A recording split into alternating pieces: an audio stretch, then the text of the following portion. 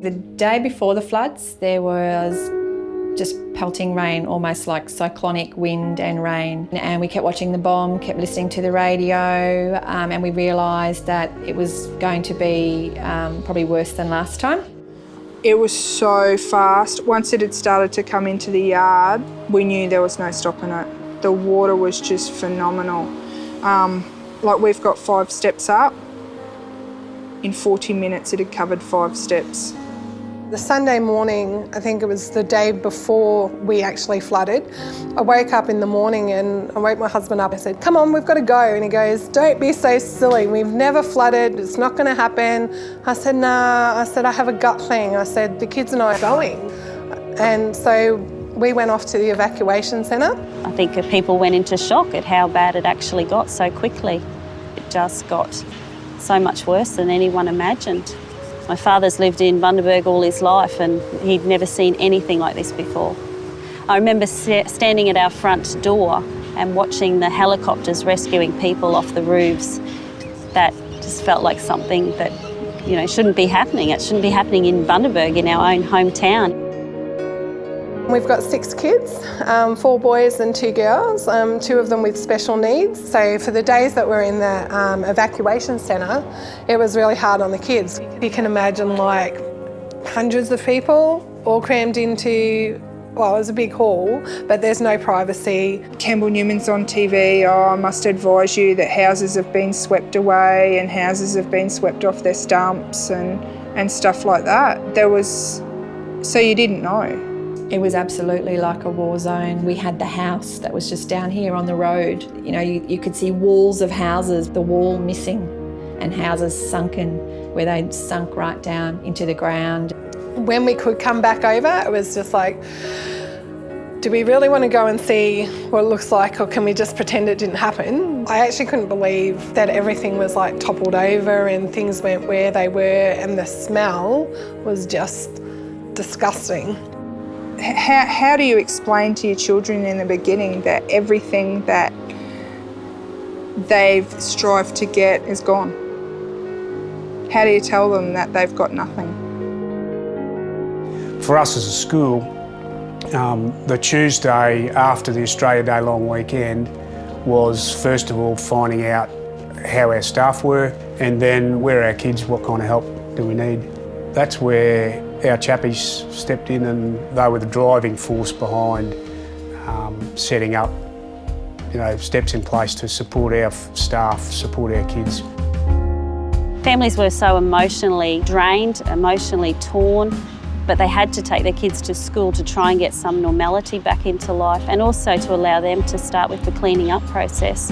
Because everything happened so fast, we lost so much. Sal, okay, don't worry about school clothes, here's this, here's that. It was organising resources, so gift vouchers for families, school shoes, uniforms, food through Global Care, which is a network that we have within our local churches.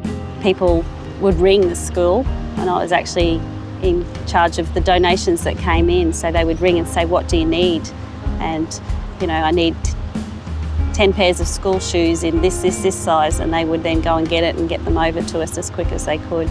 The schools actually became a bit of a distribution centre for these families, which I think surprised many people, including the local councils, when they realised, these chaplains are so strategically placed to be able to offer this, immediate need to these families.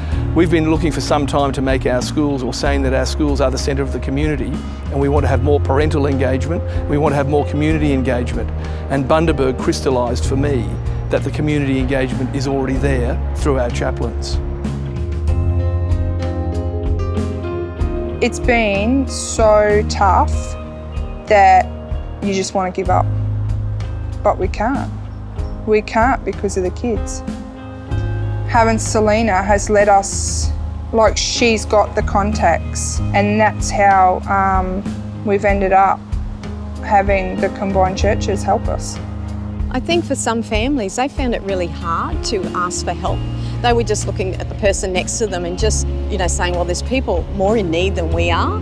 With the relationships that the chaplains had, it was much easier for them to go, well, you know what, we are in need and this is what's happened to our families. So it was definitely essential that we caught so many people who otherwise would have slipped through the cracks. On an emotional level, I know particularly Chappie at the high school, I know that she's been one watching out for my girls this whole year. She'd help with all sorts of things, and we have regular afternoon teas to catch up, like a support group for the parents. But just to know that they're looking out for your kids, knowing that it's tough and no one has any answers for them, has just been a blessing.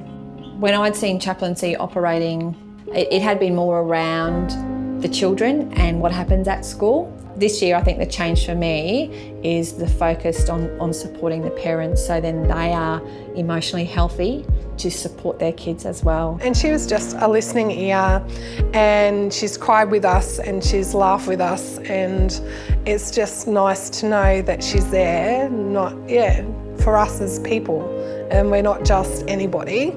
She knows us by name.